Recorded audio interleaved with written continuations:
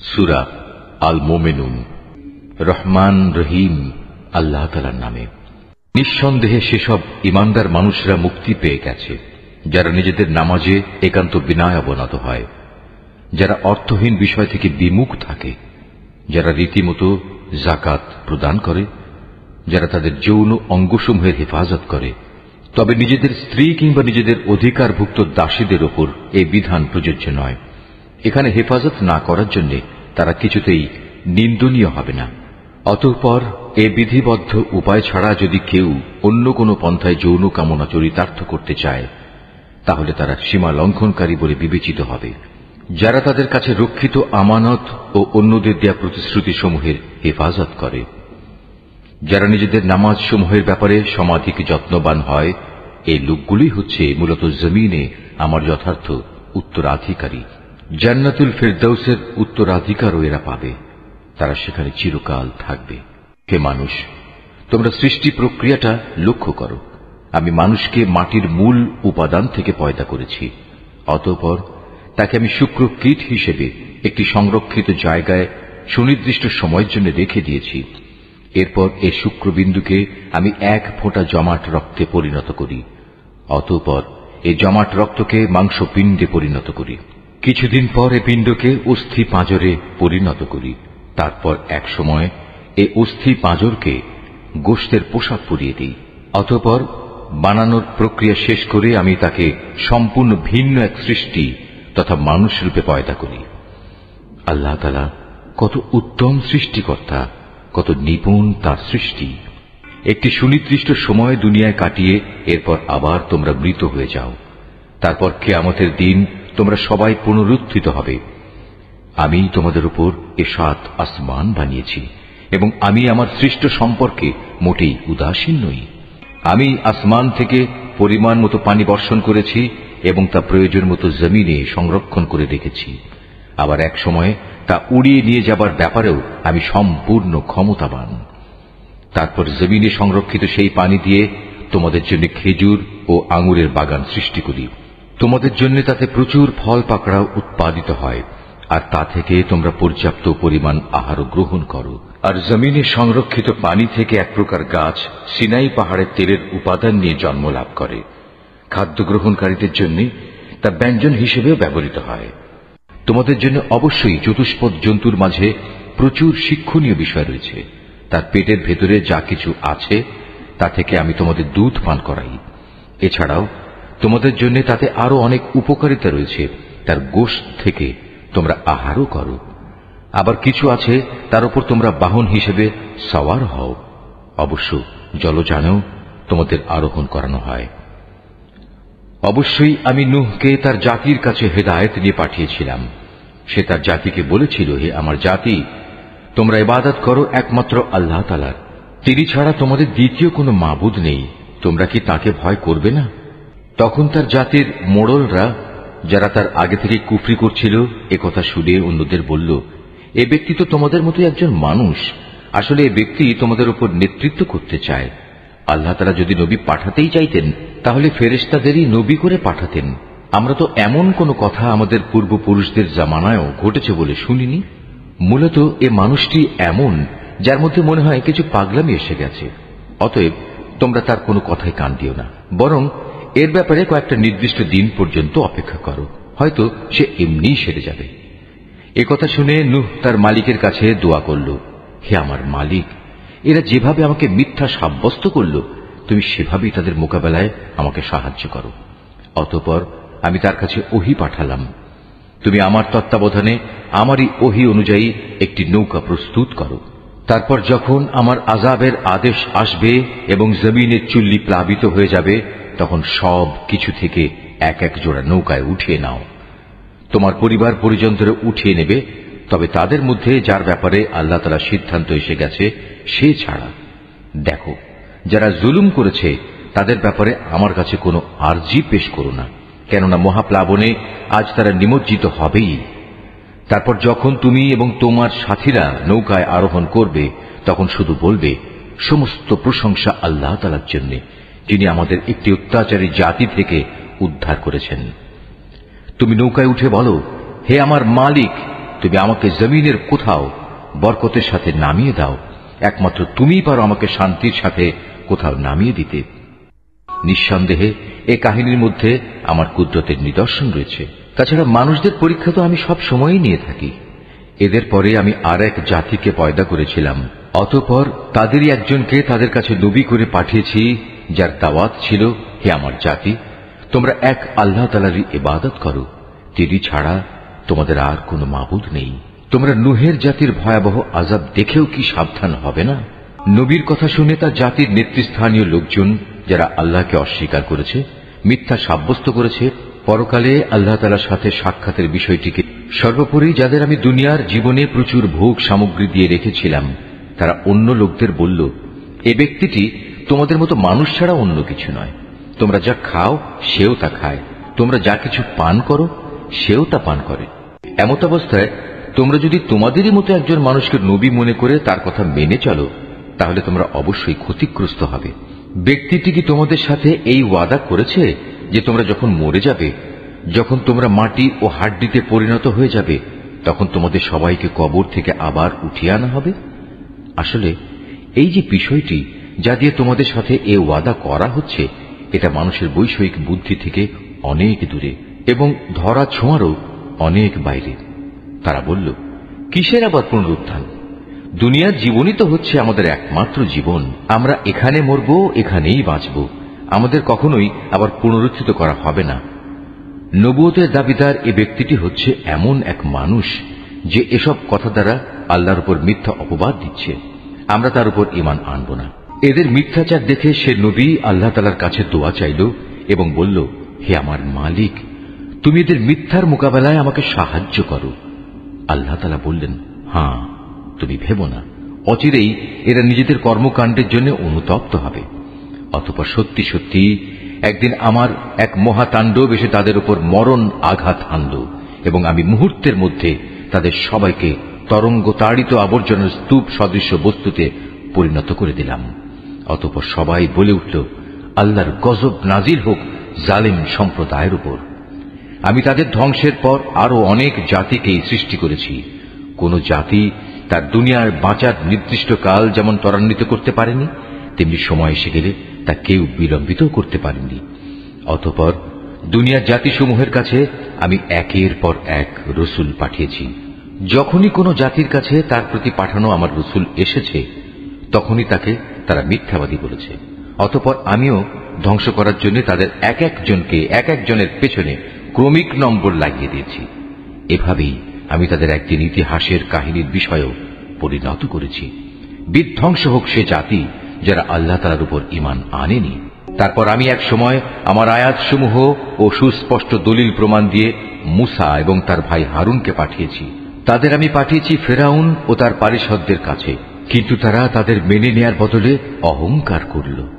তারা ছিল স্পষ্টত একটি নাফরমান জাতি। তারা বলতে লাগল, আমরা কি এমন দুজন মানুষের উপর ঈমান আনব যারা আমাদের মতোই মানুষ, অপরদিকে তাদের জাতীয় হচ্ছে আমাদের সেবাদাস? তারা তাদের উভয়কে মিথ্যাবাদী বলল। ফল এই দাঁড়ালো, তারা ধ্বংসপ্রাপ্ত মানুষদের দলভুক্ত হয়ে গেল। আমি মূসাকে আমার কিতাব দান করেছি যেন লোকেরা তা থেকে হিদায়াত লাভ করতে পারে। এভাবেই আমি মারিয়াম পুত্র ঈসা ও তার মাকে আমার কুদরতের নিদর্শন বানিয়েছি এবং তাদের এক নিরাপদ ও প্রশ্রবণ বিশিষ্ট উচ্চ ভূমিতে আমি আশ্রয় দিয়েছি। হে আমার রাসূলরা, তোমরা পাক পবিত্র জিনিসসমূহ খাও, হামেশা নেক আমল করো, কেননা তোমরা যা কিছু করো সে সম্পর্কে আমি সবিশেষ অবহিত আছি। এই যে তোমাদের জাতি, তা কিন্তু দিনের বন্ধনে একই জাতি, আর আমি হচ্ছি তোমাদের একমাত্র মালিক। অতএব তোমরা আমাকেই ভয় করো। কিন্তু লোকেরা নিজেদের মাঝে এ মৌলিক বিষয়টাকে বহুধা বিভক্ত করে দিয়েছে, আর প্রত্যেক দলের কাছে যা কিছু আছে তা নিয়েই তারা পরিতুষ্ট। অতএব হে নবী, তুমি তাদের একটা সুনির্দিষ্ট সময়ের জন্য নিজ নিজ বিভ্রান্তিতে পড়ে থাকার জন্য ছেড়ে দাও। তারা কি এটা ধরে নিয়েছে আমি তাদের যে ধন সম্পদ ও সন্তান সন্ততি দিয়ে সাহায্য করছি এবং তার অর্থ এই যে আমি সব সময় তাদের জন্য সকল প্রকার কল্যাণ ত্বরান্বিত করে যাব? না, আসলে তা নয়। কিন্তু এরা তো সে সম্পর্কে কিছুই বোঝে না। যারা নিজেদের মালিকের ভয়ে সদা ভীত সন্ত্রস্ত থাকে, যারা তাদের মালিকের নাজিল করা আয়াতসমূহের উপর ঈমান আনে, যারা তাদের মালিকের মালিকানার সাথে অন্য কাউকে শরীক করে না, যারা তার পথে যা কিছু দিতে পারে মুক্ত হস্তে দান করে, তারপরেও তাদের মন ভীত কম্পিত থাকে, তাদের একদিন তাদের মালিকের কাছে ফিরে যেতে হবে। সত্যিকার অর্থে এরাই হচ্ছে সেসব মানুষ যারা নেকির কাজে সদা তৎপর, উপরন্তু তারা সবার চাইতে অগ্রগামীও। আমি কারো উপরই তার সাধ্যাত্মিক বোঝা চাপাই না। প্রত্যেক মানুষের আমল সংক্রান্ত একটি গ্রন্থ আমার কাছে সংরক্ষিত আছে, যা তাদের অবস্থা ঠিক ঠিক বলে দেবে। আর এ ব্যবস্থাপনায় তাদের উপর কোনো জুলুম করা হবে না, বরং তাদের অন্তর এ বিষয়ে আঁধারে আচ্ছন্ন হয়ে আছে। এছাড়াও তাদের জীবনে আরো বহুতর খারাপ কাজ আছে যা তারা সব সময় করে থাকে। এরা এসব কাজ থেকে কখনো ফিরে আসে না যতক্ষণ না আমি তাদের ঐশ্বর্যশীল লোকদের শাস্তি দ্বারা আঘাত করি। তখন তারা সাথে সাথেই আর্তনাদ করে ওঠে। তখন বলা হবে, আজ আর আর্তনাদ করো না, তোমাদের আমার পক্ষ থেকে কোনো সাহায্য করা হবে না। যখন আমার আয়াতসমূহ তোমাদের সামনে পড়ে পড়ে শোনানো হতো, তখন তোমরা আমার নবীদের আওয়াজ শোনা মাত্রই উল্টো দিকে সরে পড়তে নেহায়েত দম্ভ পরে নিজেদের মজলিসে গিয়ে অর্থহীন গল্পগুজব জুড়ে দিতে। এরা এই কালাম কোরআনের উপর কি চিন্তা ভাবনা করে না? কিংবা তাদের কাছে নতুন কিছু একটা এসেছে যা তাদের বাপ দাদাদের কাছে আসেনি? অথবা তারা কি তাদের রসুলকে চিনতে পারেনি যে জন্যে তারা তাকে অস্বীকার করছে? কিংবা তারা কি একথা বলে তার সাথে কোন রকম পাগলামি রয়েছে? বরং আসল কথা হচ্ছে, রসুল তাদের কাছে সত্য নিয়ে হাজির হয়েছে এবং তাদের অধিকাংশ লোকই এ সত্যকে অপছন্দ করে। যদি এমন হতো সত্য তাদের ইচ্ছা আকাঙ্ক্ষার অনুগামী হয়ে যেত, তাহলে আসমান সমূহ ও জমিন এবং আরো যা কিছু এই উভয়ের মাঝে আছে তার গোটা ব্যবস্থাপনা কবেই ভেঙে বিশৃঙ্খল হয়ে পড়ত। পক্ষান্তরে আমি তাদের কাছে তাদের নিজেদের কাহিনী নিয়ে এসেছি, কিন্তু আশ্চর্য, তারা এখন তাদের নিজেদের কথাবার্তা থেকেই মুখ ফিরিয়ে নিচ্ছে। হে নবী, তবে কি এরা মনে করে তুমি এদের কাছে দিন পৌঁছানোর জন্য কোন রকম পারিশ্রমিক দাবি করছো? অথচ তোমার মালিকের দেয়া পারিশ্রমিক এদের পার্থিব পারিশ্রমিকের তুলনায় অনেক উৎকৃষ্ট, আর তিনি তো হচ্ছেন সর্বোত্তম রিজিক দাতা। তুমি তো তাদের সঠিক পথের দিকেই আহ্বান করছো। অবশ্য যারা আখিরাতের উপর ঈমান আনে না, তারাই কেবল হেদায়েতের সঠিক পথ থেকে বিচ্যুত হয়ে যাচ্ছে। আজ যদি আমি এদের উপর দয়া করি এবং যে বিপদ মুসিবত তাদের উপর আপতিত হয়েছে তা যদি দূর করে দিই, তাহলেও এরা নিজেদের নাফরমানিতে শক্তভাবে বিভ্রান্ত হয়ে পড়বে। আমি এদের কঠোর আযাব দ্বারা পাকড়াও করলাম, তারপরও এরা নিজেদের মালিকের প্রতি নত হল না এবং কখনো এরা কাতর প্রার্থনাটুকু পর্যন্ত আমার কাছে পেশ করল না। অতঃপর যখন সত্যি আমি এদের উপর কঠোর আযাবের দুয়ার খুলে দেব, তখন তুমি দেখবে এরা হতাশ হয়ে পড়ছে। হে মানুষ, তিনি আল্লাহ তাআলা, যিনি তোমাদের শোনার জন্য কান, দেখার জন্য চোখ ও চিন্তা গবেষণা করার জন্য একটি মন দিয়েছেন। কিন্তু তারা এসব দানের শুকর খুব অল্পই আদায় করে। তিনি তোমাদের সৃষ্টি করে জমিনে তোমাদের বংশ বিস্তার করে চারিদিকে ছড়িয়ে রেখেছেন। একদিন তোমাদের সবাইকে আবার তার কাছেই একত্রিত করা হবে। তিনি তোমাদের জীবন দান করেন, তিনি তোমাদের মৃত্যু ঘটান। রাত দিনের আবর্তনও তাঁর ইচ্ছায় সংঘটিত হয়। এত সব কিছু দেখেও তোমরা কি সত্য অনুধাবন করবে না? নবীদের সামনে এরাও কিন্তু সে ধরনের অর্থহীন কথাই বলে, যেমনি করে তাদের আগের লোকেরা বলেছে। তারা বলেছিল, আমরা যখন মরে যাব, আমরা যখন মাটি ও হাড্ডিতে পরিণত হয়ে যাব, তখন কি আমরা পুনরুত্থিত হব? তারা বলে, আসলে এভাবেই আমাদের ও আমাদের পূর্ববর্তী লোকদের পুনরুত্থানের ওয়াদা দিয়ে আসা হচ্ছে, মৃত্যুর পর আবার জীবন লাভের। এ কথাগুলো অতীতের দিনের উপকথা ব্যতীত আর কিছুই নয়। হে নবী, এদের জিজ্ঞেস করো, যদি তোমরা জানো তাহলে বলো, এ জমিনে এবং এখানে যা কিছু সৃষ্টি আছে তা কার মালিকানাধীন? ওরা বলবে, হ্যাঁ, সবকিছুই আল্লাহর। তুমি বলো, এর পরেও তোমরা কি চিন্তা ভাবনা করবে না? তুমি এদের আরো জিজ্ঞেস করো, এ সাত আসমান ও মহান আরশের অধিপতি কে? ওরা জবাব দেবে, এ সবকিছুই আল্লাহর। তুমি বলো, তারপরও তোমরা কি আল্লাহকে ভয় করবে না? তুমি আবারও জিজ্ঞেস করো, যদি তোমরা সত্যি সত্যি জানো তাহলে বলো, কার হাতে রয়েছে আসমান জমিন সবকিছুর একক কর্তৃত্ব? হ্যাঁ, তিনি যাকে ইচ্ছা তাকেই পানাহ দেন কিন্তু তার বিরুদ্ধে কেউ কাউকে পানাহ দিতে পারে না, ওরা আবারও সাথে সাথে বলবে, হ্যাঁ, মহান আল্লাহ তাআলার। তুমি বলো, এ সত্ত্বেও তোমরা কেমন করে বিভ্রান্ত হচ্ছ? আসলে আমি তো সত্য কথা এদের কাছে পৌঁছে দিয়েছিলাম, কিন্তু এরা সবাই মিথ্যাবাদী। আল্লাহ তাআলা কাউকেই সন্তান হিসেবে গ্রহণ করেননি, না তার সাথে অন্য কোনো মাবুদ রয়েছে। যদি তার সাথে অন্য কোনো মাবুদ থাকত, তাহলে প্রত্যেক মাবুদ নিজ নিজ সৃষ্টি দিয়ে আলাদা হয়ে যেত, এবং এ মাবুদরা একে অন্যের উপর প্রাধান্য বিস্তার করতে চাইত। এরা যা কিছু আল্লাহ তাআলা সম্পর্কে বলে, তিনি তার থেকে অনেক পবিত্র ও মহান। উপস্থিত অনুপস্থিত সব কিছুর সম্মুখ ওয়াকেফাল তিনি। সুতরাং এরা আল্লাহ তাআলার সাথে অন্যদের যেভাবে শরীক করে, তিনি তার চাইতে অনেক পবিত্র। হে নবী, তুমি বলো, হে আমার মালিক, যে আযাবের ওয়াদা এ কাফেরদের সাথে করা হচ্ছে, তা যদি তুমি আমাকে দেখাতেই চাও, তাহলে হে আমার মালিক, তুমি আমাকে জালেম সম্প্রদায়ের মধ্যে শামিল করে এ আযাব প্রত্যক্ষ করায়ও না। হে নবী, আমি তাদের কাছে যে আযাবের ওয়াদা করেছি তা অবশ্যই তোমাকে দেখাতে সক্ষম।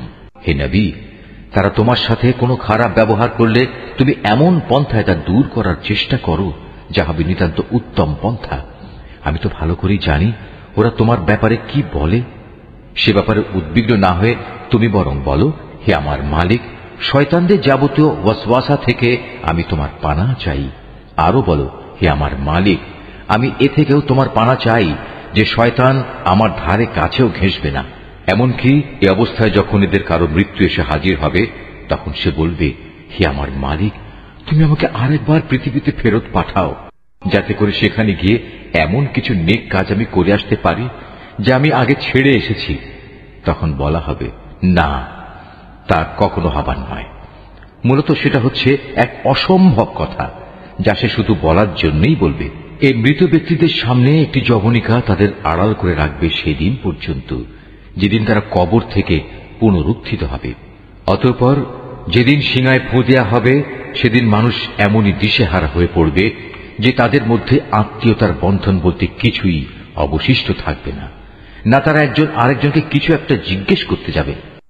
অতএব সেদিন যাদের নেকির পাল্লা ভারী হবে, তারাই হবে সেসব মানুষ যারা মুক্তিপ্রাপ্ত, আর যাদের নেকির পাল্লা হালকা হবে, তারা হবে সেসব ব্যর্থ মানুষ যারা নিজেদের জীবন মিথ্যার পিছনে বিনষ্ট করে দিয়েছে। তারা জাহান্নামে থাকবে চিরকাল। জাহান্নামের আগুন তাদের মুখমণ্ডল জ্বালিয়ে দেবে, তাতে তাদের চেহারা জ্বলে বিভৎস হয়ে যাবে। তাদের যখন জিজ্ঞেস করা হবে, এমন অবস্থা কি হয়নি যে আমার আয়াতসমূহ তোমাদের সামনে পড়ে শোনানো হয়েছিল এবং তোমরা তা অস্বীকার করেছিলে? তারা বলবে, হে আমাদের মালিক, আমাদের দুর্ভাগ্য চারিদিক থেকে আমাদের ঘিরে ধরেছিল এবং নিশ্চয়ই আমরা ছিলাম গোমরাহ সম্প্রদায়। হে আমাদের মালিক, তুমি আজ আমাদের এই আগুন থেকে বের করে নাও। আমরা যদি দ্বিতীয়বারও দুনিয়ায় ফিরে গিয়ে সীমা লঙ্ঘন করি, তাহলে অবশ্যই আমরা জালেম হিসেবে পরিগণিত হব। আল্লাহ তাআলা বলবেন, তোমরা অপমানিত হয়ে সেখানে পড়ে থাকো, আজ কোনো কথাই আমাকে বলো না। অবশ্যই আমার বান্দাদের মধ্যে একদল এমনও আছে যারা বলতো, হে আমাদের মালিক, আমরা তোমার উপর ঈমান এনেছি, অতএব তুমি আমাদের দোষ ত্রুটিসমূহ মাফ করে দাও। তুমি আমাদের উপর দয়া করো, তুমি হচ্ছ দয়ালুদের মধ্যে সর্বোৎকৃষ্ট দয়ালু। অতঃপর তোমরা তাদের উপহাসের বস্তু বানিয়ে রেখেছিলে, এমনকি তা তোমাদের আমার স্মরণ পর্যন্ত ভুলিয়ে দিয়েছে, আর তোমরা তো তাদের দিয়ে হাসি তামাশাই করতে। তাদের সে ধৈর্যের কারণেই আজ আমি তাদের এই প্রতিফল দিলাম। মূলত তারাই হচ্ছে সত্যিকার অর্থে সফল মানুষ। আল্লাহ তাআলা বলবেন, বলতো তোমরা পৃথিবীতে কত বছর কাটিয়ে এসেছ? তারা বলবে, আমরা সেখানে অবস্থান করেছিলাম একদিন কিংবা একদিনের কিছু অংশ। তুমি না হয় তাদের কাছে জিজ্ঞেস করো যারা হিসাব রেখেছে। আল্লাহ তাআলা বলবেন, আসলে তোমরা পৃথিবীতে খুব সামান্য সময়ই কাটিয়ে এসেছ। কত ভালো হতো যদি তোমরা এই কথাটা ভালো করে জানতে। তোমরা কি সত্যি সত্যি এটা ধরে নিয়েছ আমি তোমাদের এমনিই অনর্থক পয়দা করেছি এবং তোমাদের কখনোই আমার কাছে ফিরে আসতে হবে না? না, তা কখনো নয়। মহিমান্বিত আল্লাহ তাআলা, তিনি সব কিছুর যথার্থ মালিক। তিনি ছাড়া আর কোনো মাবুদ নেই। সম্মানিত আরশের একক অধিপতিও তিনি। অতএব যে ব্যক্তি আল্লাহ তাআলাকে বাদ দিয়ে অন্য কোনো মাবুদকে ডাকে, তার কাছে যার জন্য কোন রকম সনদ নেই, সে যেন জেনে রাখে তার হিসাব তার মালিকের কাছে যথার্থই মজুদ আছে। সেদিন তারা কোনো অবস্থায় সফল কাম হবে না যারা তাকে অস্বীকার করেছে। হে নবী, তুমি বলো, হে আমার মালিক, তুমি আমায় ক্ষমা করো, কেননা তুমি হচ্ছ দয়ালুদের মধ্যে সর্বোৎকৃষ্ট।